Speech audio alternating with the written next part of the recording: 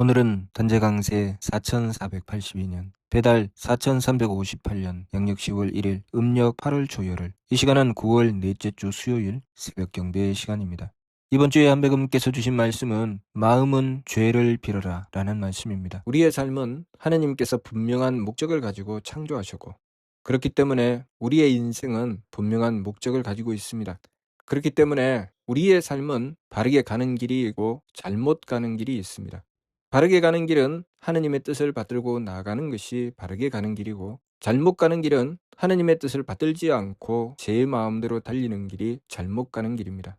그렇기 때문에 우리가 이것을 알아야 무엇을 반성해야 될지, 무엇을 빌어야 할지 알 수 있는 것입니다. 이번 주 말씀, 마음은 빌어라 하시는 말씀은 이 뚜렷한 이치를 가지고 어긋나고 잘못된 길로 나아가는 것을 빌어야 한다는 말씀이지요. 우리가 하느님을 모시고 나가는 길은 하느님의 뜻에 합당한 길입니다. 하느님께서 우리의 삶을 부여하실 때 성명정 삼진을 주셨습니다. 그 성명정 삼진을 주신 이유는 하느님의 덕과 지혜와 힘을 받들게 하기 위해서 성명정을 주신 것입니다. 그렇기 때문에 우리는 하느님의 덕과 지혜와 힘을 받들어야 됩니다. 다시 말해서 하느님을 모셔서 하느님의 주관하심을 받드는 삶으로 나아가야 되는 것이죠.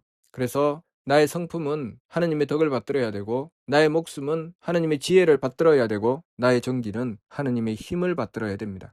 그것을 위해서 끊임없이 내 속을 들여다보고, 내가 지금 하느님께 순수한가, 하느님께 순수하지 않은가, 그것을 살펴서 내가 하느님 앞에 순수하지 않으면 뉘우쳐 돌이키는 것이고, 내가 하느님께 순수한 길을 찾아 나가는 것이죠. 그래서 밀계의 말씀에 순진한 것을 도라고 한다라고 하신 것입니다.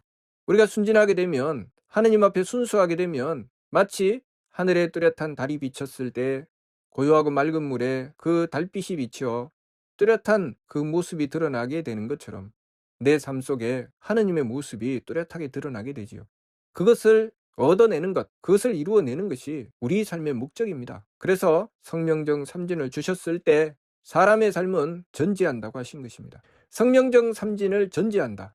그 성명정을 온전히 한다. 그 말씀은 그 성명정으로서 하느님의 대덕과 대혜와 대력을 온전히 받들어낸다는 것이죠. 그래서 오직 지극한 정성을 다해서 하느님을 모시고자 하고, 하느님의 덕을 받들고, 하느님의 지혜를 받들고, 하느님의 힘을 받들고자 하는 것입니다. 항상 내 속을 들여다보아야 되죠.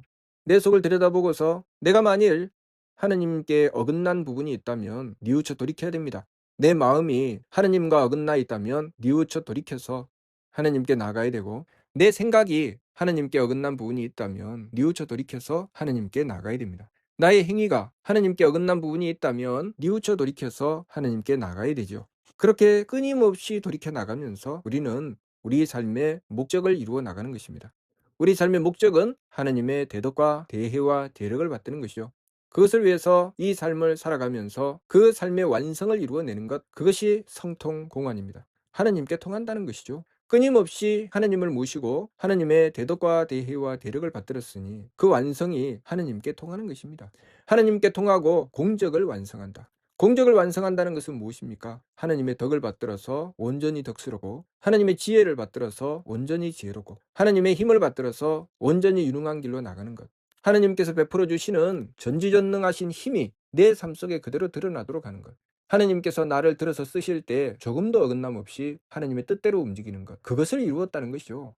그것을 이루어서 하느님께서 나를 들어서 쓰시는 대로 다 이루어진 것, 그것이 공적을 완성한 것이죠. 만일 조금이라도 어긋남이 있다면 공적은 완성되지 않겠죠. 그렇기 때문에 성통이 먼저죠. 하느님께 통해야 공적이 완성되겠죠. 하느님께 조금이라도 삐뚤어진 부분이 있다면, 어긋난 부분이 있다면 하느님께서 주시는 대덕과 대혜와 대력은 우리가 제대로 받들 수가 없지요. 그래서 끊임없이 내 속을 들여다보며 내 마음, 내 기운, 내 몸은 망령된 것이라 내려놓고 하느님의 대덕과 대혜와 대력은 참된 것이라 오직 하느님의 덕혜력을 받들고자 하는 것입니다.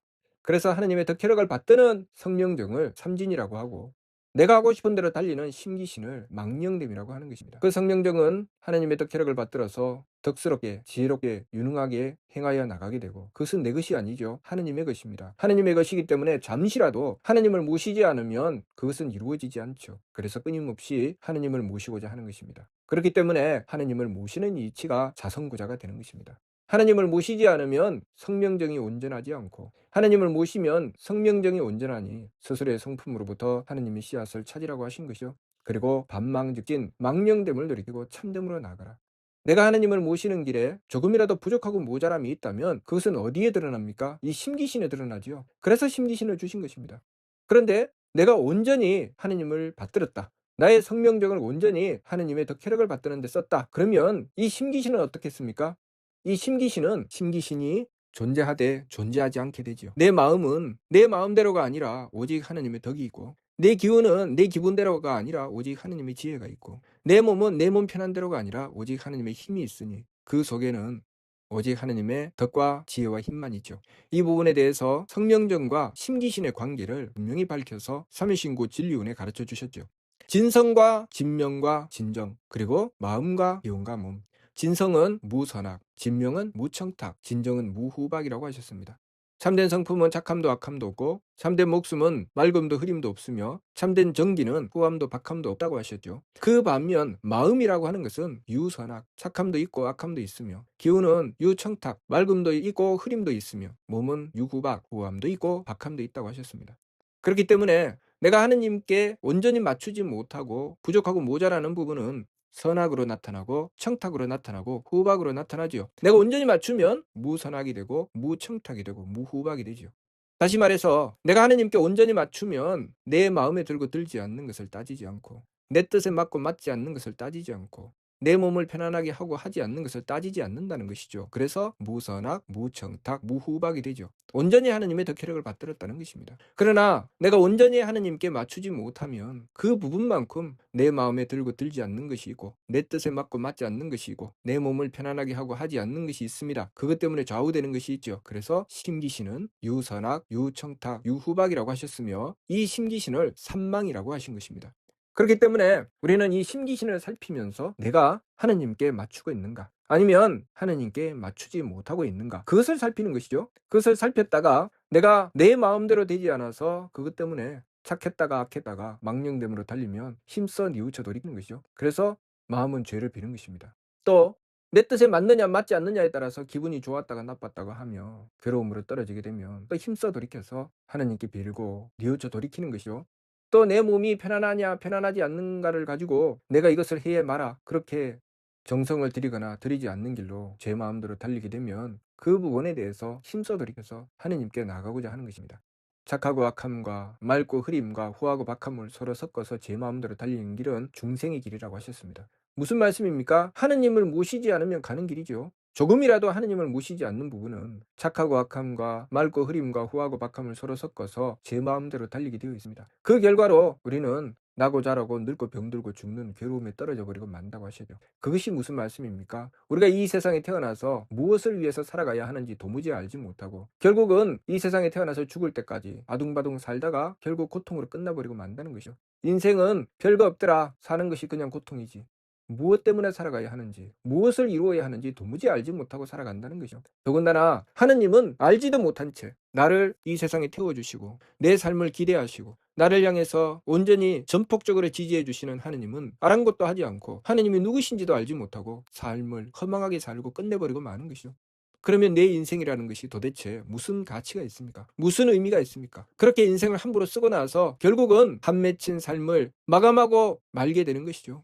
우리의 인생이 그렇게 쓰레기통에 버려지듯이 삶이 버려져서는 안 되죠. 우리의 인생은 우리의 인생을 살고 그만한 가치와 보람을 얻어야 됩니다.